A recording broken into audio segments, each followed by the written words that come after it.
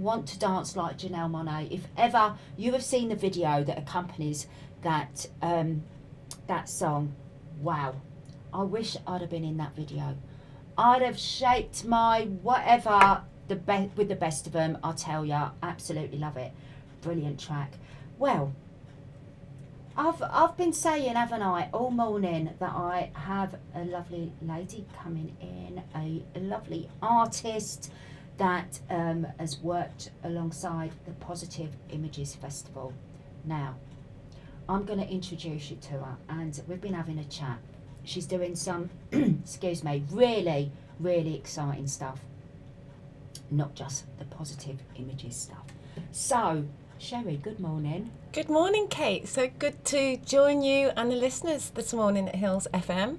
Well, I'm very pleased to have you. I mean, we didn't meet until, last Friday? I know. But isn't it funny, sometimes you meet people and you kind of, I don't know, gravitate, or you feel, do you know what I mean? Some sort of like-minded connection almost.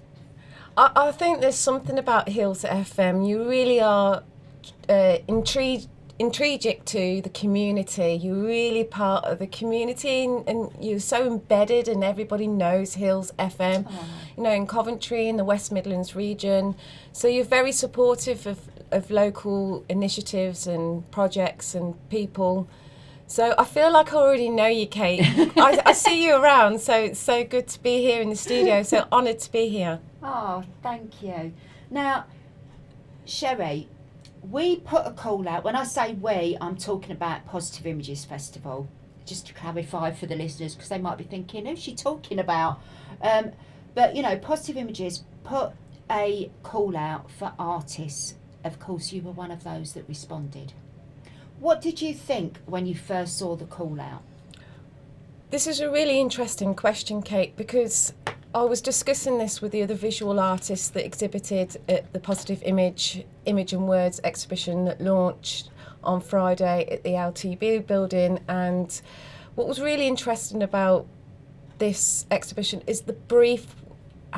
You gave us a theme, you gave us a brief, but the brief was broad, and that was interesting, how that question of how you can be eco-friendly but also use the materials that we found in those spaces that may be disused items or disposed items that could be used by creating a piece of visual artwork to make us question about the environment. And because the brief was so broad, you have managed to conjure up 10 local emerging visual artists that can interpret that in their own ways. It was superb. The work that's on exhibited at the moment in that space is so broad, so wide. There's so many different mediums. It's so interesting to see. It's beautiful, beautiful work. Yeah. I think you're so right. You know, for me, even in my own artwork, I will often look at recycling items. I love the idea of taking what might be seen as rubbish and making it into something beautiful, because I can't remember that saying about, you know, one man's treasure. Rubbish is another man's treasure. Exactly. Yeah. And I really, really believe that. Are you like me, Sherrie? Do you kind of hoard things? I mean, I started collecting used tea bags because I thought, I love these, the texture, the colours, you know, it's like, yeah, I'm going to use these in a project. I end up collecting all sorts. I do. I think recently, especially last couple of years, you know, and we're coming out of COVID, and I've been really proactive in the visual art scene. I have been collating a lot of materials, and there's only so much stuff an artist can store, knowing that we could use that later, or possibly in another project, or could do that in another piece of artwork. Yeah. So you do have to be very careful on how much you hoard, but it's really lovely to see the beauty in objects that we tend to just discard and forget about, because, you know, things do bring back memories, and there is a beauty even in the most harsh of materials, like me and Janet Tringer, who's done some artwork with plastic. You know, although plastic's a very harsh material, you know, it serves a purpose, but there's a beauty in it. It's very versatile. You can create pieces of sculpture with the material because it's flexible but also durable at the same time. And then the colour element as well, it carries colour and reflection. So there's another artist, I think her name's Julie, she's created artwork with bottles, so the reflection element of that, where how it's exhibited with the light shining on it, creates reflections on the walls, and you can see those plastic particles that create the really light like reflections. It's beautiful. Yeah, I call them colour bursts. Yeah, that's how I've tried to create with my artwork is the colour bursts. So, because I was going to ask you, Sherrie, you know, obviously you said that you liked the fact that the brief was quite broad. You could take it in what way you wanted. So what was the first thought you had, you know, about creating a piece for this project?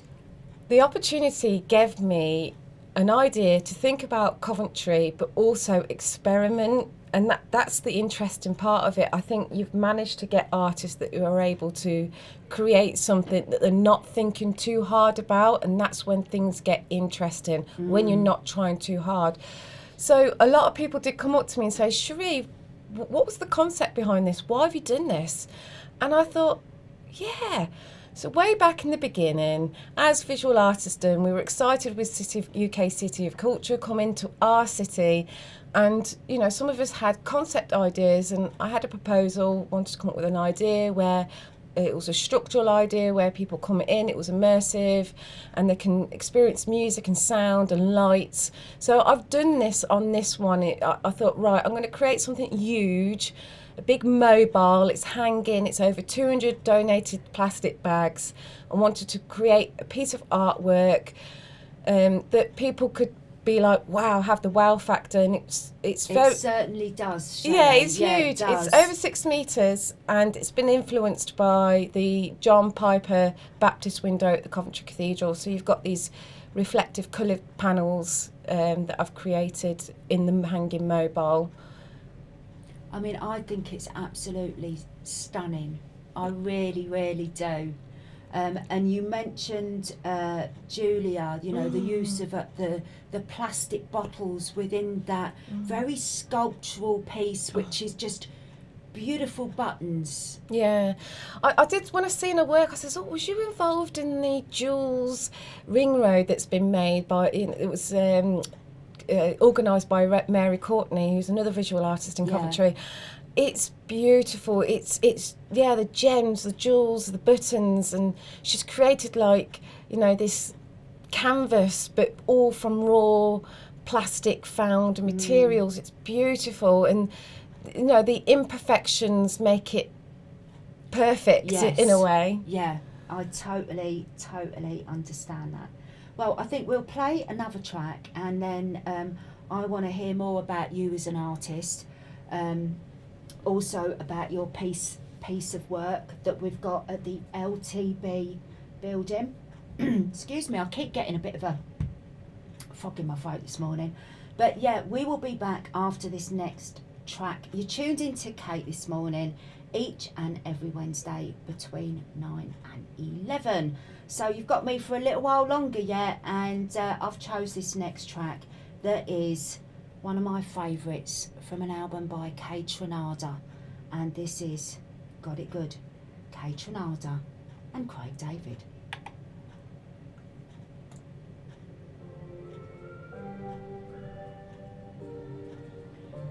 I'll choose another track.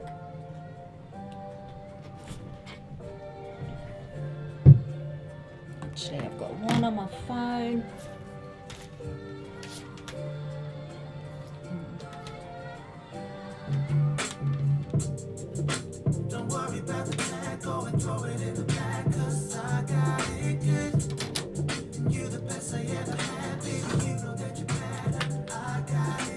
belly's rumbling. I know, I heard. terrible. I can't do breakfast though. This is a great tune. Yeah. Catronada. Love Just Catronada. Shazammed it. Yeah. Is it new? Oh, I think this album's a couple of years old now, but the whole album is it? good. That's how I found Little Dragon.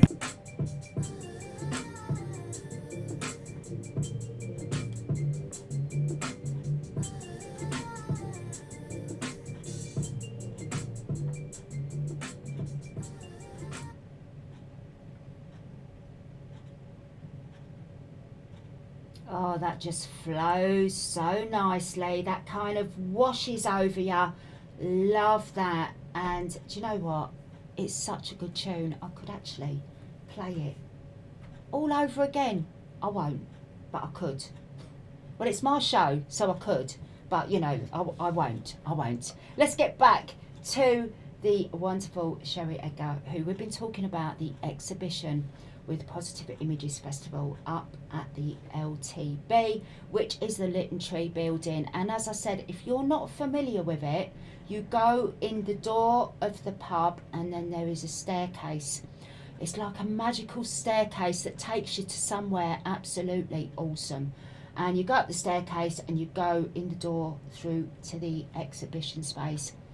And if you want to see the exhibition where Sherrie has got her work, head straight up to the top floor.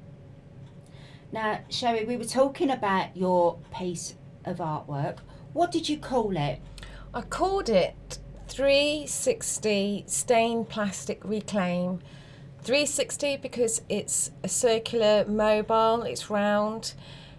Plastic because it's made out of plastic. Stained, so that the element of stained glass because it's inspirational of the John Piper's baptistry window at the cathedral. And reclaim because we're trying to reclaim our environment because we're swamped by these single-use plastics that was introduced in the 1950s, and I feel that we have a disregard with the environment because we have these disposable plastic items that we use, and there's far too much packaging being used. So I'm trying to say the word reclaim. We're trying to reclaim our environment, and my work really explains the toxic plastic effect on the environment. So there's a woman that I met during the UK City of Culture Walking Forest project, and I met her and she got talking to me, and I was just absolutely amazed and fascinated by the wealth of information she knew of the effects of plastic on the environment. Her name's Annie Carrigan, she's based in Dorset, and when I was making this piece of artwork I thought I'm going to get the public to talk about their thoughts about plastic, and then I thought I'm going to ask Annie, this woman that I met during the Walking Forest project. And she sent over a few minutes recording of her talking about it. So you can hear that in the work. It's an audio piece. It's just over 4 minutes long. I could probably play a little bit here on my phone, but it's also, you can hear it in the background here. You can hear Delia Derbyshire, so I've featured her work. It's called Time on Our Hands. There's a ticking time bomb in our oceans. Single-use plastic first entered the public arena in the 1950s, which created a world shift from reusable plastic containers to single-use plastic containers. So my work is immersive, so you've not just got the visual sculpture of the plastic, but you also got the audio and the sound, and I have a light that's a motor sensor, so it moves with the reverbs of the sound. So I'm trying to get a piece of artwork that activates all senses, not just visually, but also you hear the effects of plastic within the work. Yeah. I mean, it is a wonderful piece, Sherrie, and you know, I've been saying to listeners, please get up and you know, go and see the exhibition, because one thing I want to say is as well as putting a call out for local artists, Emily Lauren-Jones, who is Coventry's Poet Laureate, and myself, we ran a workshop alongside this with people that weren't established artists. And, you know, Emily was doing the poetry bit, I was doing the kind of just giving them ideas of how they could use and recycle, you know, not just plastic bags, but I don't know, any materials you might find at home. And they also produced some wonderful pieces. And I couldn't have been happier with seeing what they came up with, you know, to use these things that normally you just throw away in the bin to create beautiful artworks. And they even surprise themselves, you know. And I say to people, but we're all creative. But I think for a lot of us, as we grow up, maybe we lose that because we have to get into other things. Life dictates we need to earn money and things like that. So, you know, there's people out there that aren't fortunate enough to have been in that position to be an established artist. Now, tell me about yourself, because you are what I would call an established artist. Wow. I don't think I am. I feel like I'm an emerging artist. I have come from a background where I've done visual arts in the early 2000s, but obviously, like you said, Kate, you know, society doesn't deem art as important, and we have to carry on with normal jobs, and it can be quite demeaning and unsatisfactory when you end up in jobs that are quite repetitive, or you feel that there's something that's missing. And that's what's happened with me. I've just done normal jobs, and then I went back to university, left university just before COVID. Unfortunately, the course that I was doing at Coventry University is now closed, which again is unfortunate because 50% funding through art courses in higher education have had massive cuts. So even going into education, it's been tough. And I've really been trying my hardest since I came out of university in 2019, just before lockdown, to try and really be proactive, and that is key. Yeah, I do have a little part-time job that's my steady income, but I really do live and breathe art, and that's what's really important. I think you've got to recalibrate yourself and realise that I'm going to have a creative outlet, I'm going to do art and choose to do that. So yeah, and the bonus part of it, when I left university, the city became UK City of Culture. So I've got involved with so many things because it's happening on my doorstep. How can you not get involved? Yeah. And that's really important. And I've met some brilliant people along the way, and there's still more people to meet. And that's the essence of art. You form relationships and meet beautiful people along the way.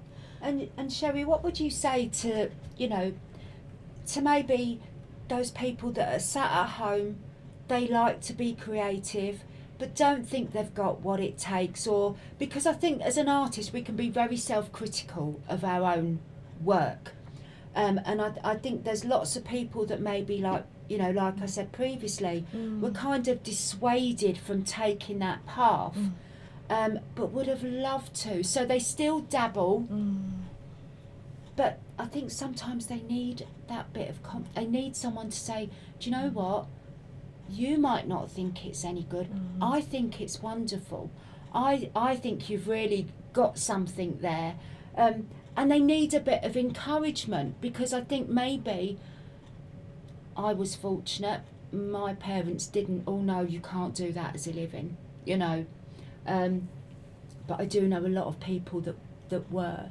So what would you say to those people? Because of course art is subjective.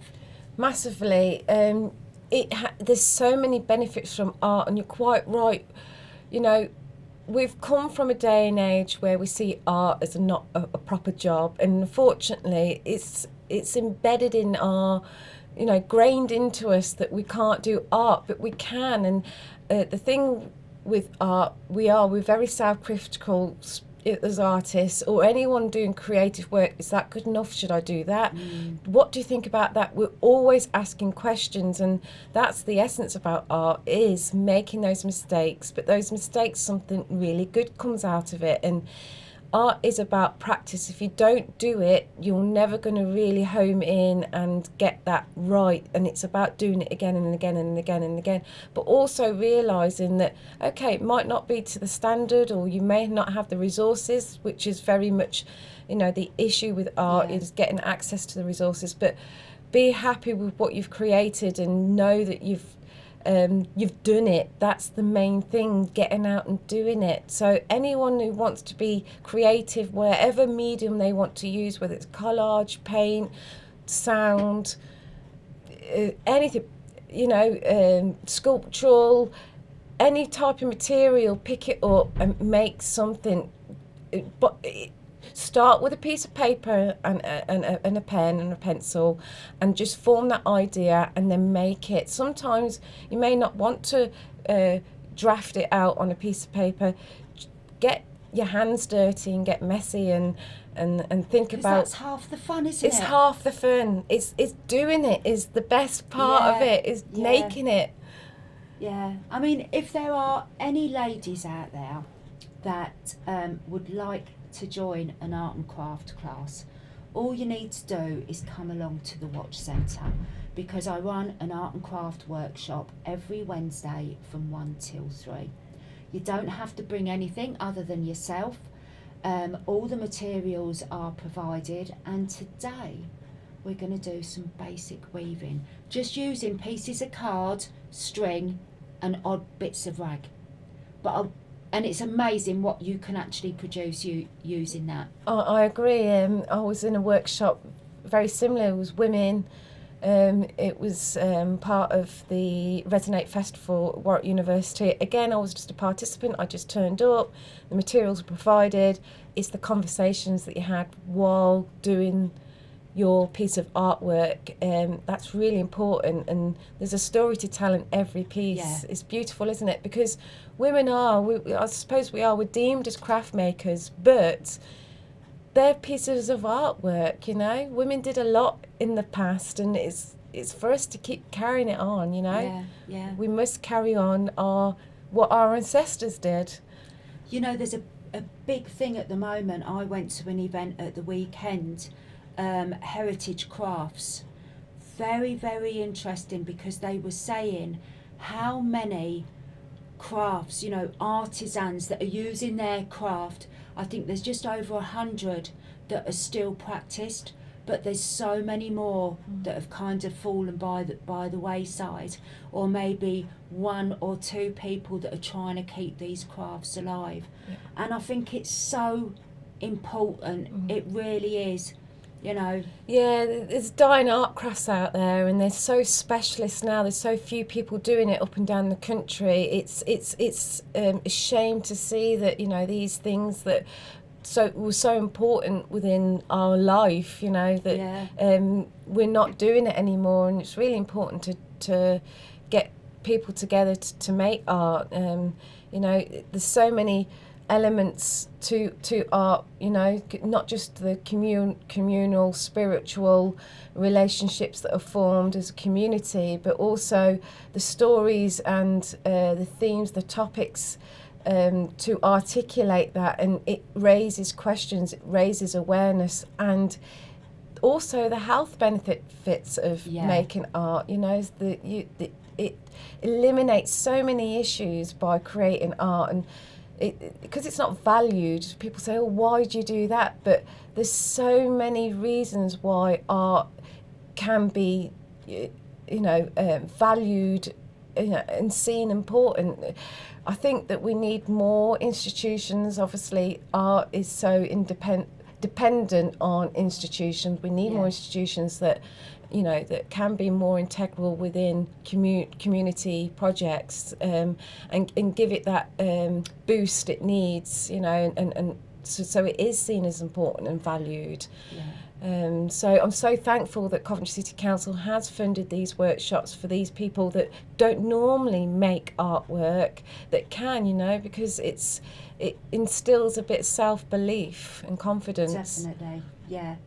And, you know, when they're joining in like a community group, you know, it, you know, really helps with any loneliness or isolation they might have been feeling. I think we'll touch a bit more on this after this next track.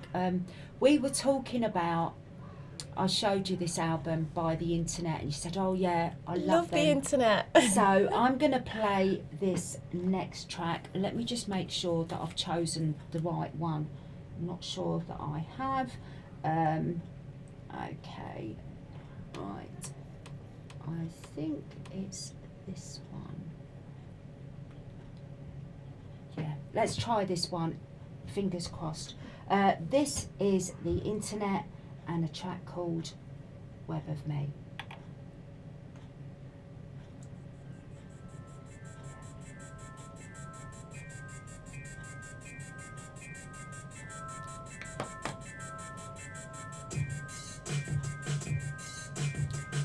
We'll talk a bit about anything else you've got coming up if you want to promote anything. Obviously before the end we'll say again about get up to the little train. Anything else you want to? Not really, no. I love her voice. Yeah.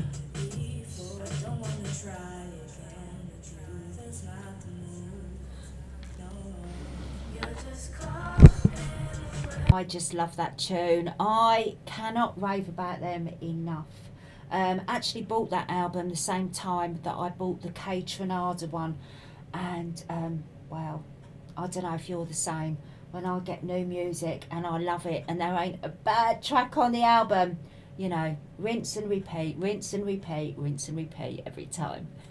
There's very few albums that do that, isn't it, Kate? That like you can listen from beginning to end. Yeah. So they are a treat, aren't they? Aren't they? It's like they are amongst my most favourite albums. And I played a bit of Goldfrapp this morning as well. Her voice, wow. Alison Goldfrapp. I mean, you know, her voice, it can almost be quite operatic at times. Beautiful. But back to you, my darling. And what have you got going? I mean, you've just done this, created this beautiful piece that's up at the LTB building. What are you doing now?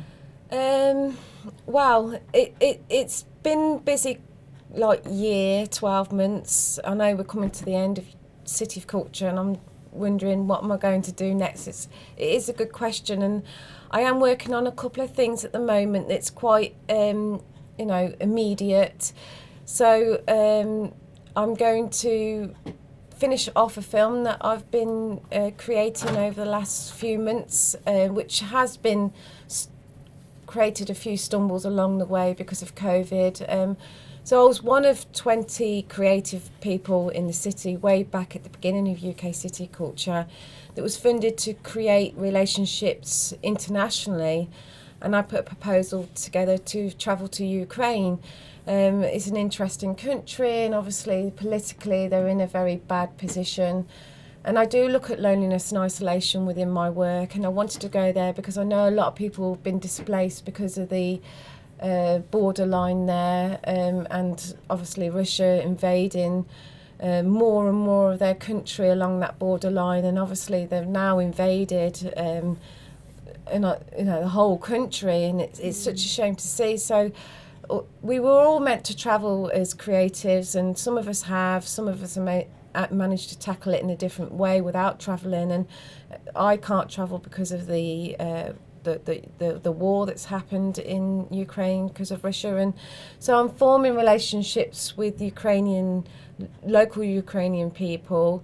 So I'm working on that film at the moment, so I'm hoping that's going to get done soon. And it's looking at the traditional embroidery that they do, and it's because they create some beautiful embroidery work and patterns. So I'm doing that, and also an exhibition at the Birmingham Mac Centre, which is the Midlands Arts Centre, and that looks at, there's 5 of us, part of the Mixed Rage Collective, and we're looking at being mixed heritage. So I'm a mixed heritage person, and I've created some artwork which launches mid-April, but the official launch is on the 7th of May. and it's coinciding with Sharon Walters, who's a London artist who creates artworks with collages, and John Afro-Mac, I hope I pronounced it right. He's a film artist from Birmingham, lives in London at the moment, but he's very well known for a film that was called The Handsworth Songs.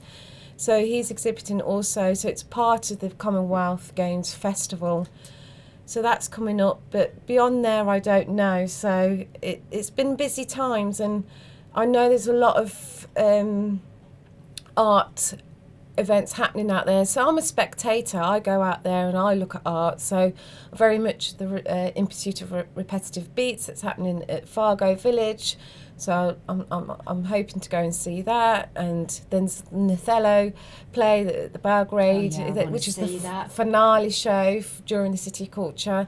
So lovely to see that. And then we've got the big parade closing event that's going to be happening. So I'll be part of that as well. And just still go out there and see art, because it's very good to be, get yourself out there and go to exhibitions like the Daniel Lithmore born exhibition at the Herbert. You've got free art exhibitions like the Eco-Friendliness, Positive Image and Words exhibition. Go out there and see art. It's such an amazing feeling to go and look at art. It really is, because you've got artists that spend a lot of time, they craft these beautiful artworks, and go and see them, support visual artists. It's really important. Yeah, and I think as an artist, you need to be a spectator as well, because, we get inspired by things. So that's so important. I always say, though, as a creative, I think we see the world differently. I think, and that's why we feel the need to create, because it might be that we see something that we're not particularly, that we don't particularly like maybe about our culture or society, and we will put that in a piece of artwork. About almost like you're saying about the use of the plastic bags in your piece, or we'll see something that other people might think, oh, that's a bit strange, or perhaps it's even a little bit ugly, but as an artist you see it in a different way, and I think we see the beauty in everything, and that's what we try to translate through our message, our work. Would you say that? Yeah, definitely. I think that's the job of an artist, a visual artist. We don't use words, we don't use other forms of communication. It's the visual language, and we see things and we form these pieces of artwork to say something. Not every piece of artwork may say something to you particularly, but there will always be something that will scream out to you and say, oh my gosh, I can relate to that. There's always work that stands out in my memory of like, oh, that was so inspirational and I loved that, and the meaning behind it, how they've made it. And then it's really like, honouring to also meet the artists. There's so many living artists right now up and down the country. When you meet these artists and you understand their practice and where they're coming from, it gives you a whole nother dimension of looking at life, and we've got to do that. We've got to be able to broaden our minds, be open-minded to how we see things, because if we don't, we're not really able to explain life in different ways. Experience it fully. Yeah, it's universal. Visual language is a universal thing, and we all, we can just see it through our eyes, and it says something to you visually. It's a beautiful thing, and I just love the arts, and in all forms, dance, music. That's such an important part of my life. Theatre.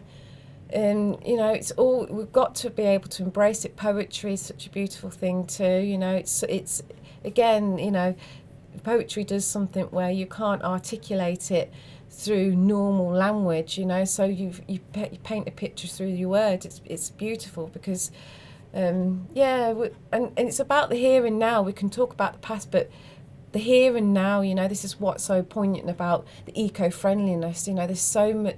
It's climate change, you know, the Glasgow COP26, you know, and all the things, the effects, you know, that's happening with our weather and up and down the world, you know, fires and floods, you know, the weather patterns are changing, and we've got to nurture our land and, if, you know, take more responsibility. Yeah. Nature does so much for us. We've got to be able to give back as well. You know, we've got to be able to breathe, live, and that's what eco-friendliness exhibition's about. It's about how we see the world, and you know, the effects of climate change and how we see that. So you'll see so many different elements of that. Sometimes you have to go really up close and look at the artwork.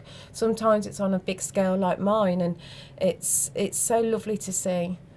Well, I think we ought to just give it another little plug. If you are wondering where the LTB is, it's the Lytton Tree building. So you go into the pub, there is a staircase to your left-hand side. Go up there through the door and you will find yourself in a magical exhibition space. And do make sure you head up to the top floor, which is where Positive Images Festival have these wonderful exhibits on. I can't believe how quickly the time's gone. We don't have too much time left before we have to leave the studio.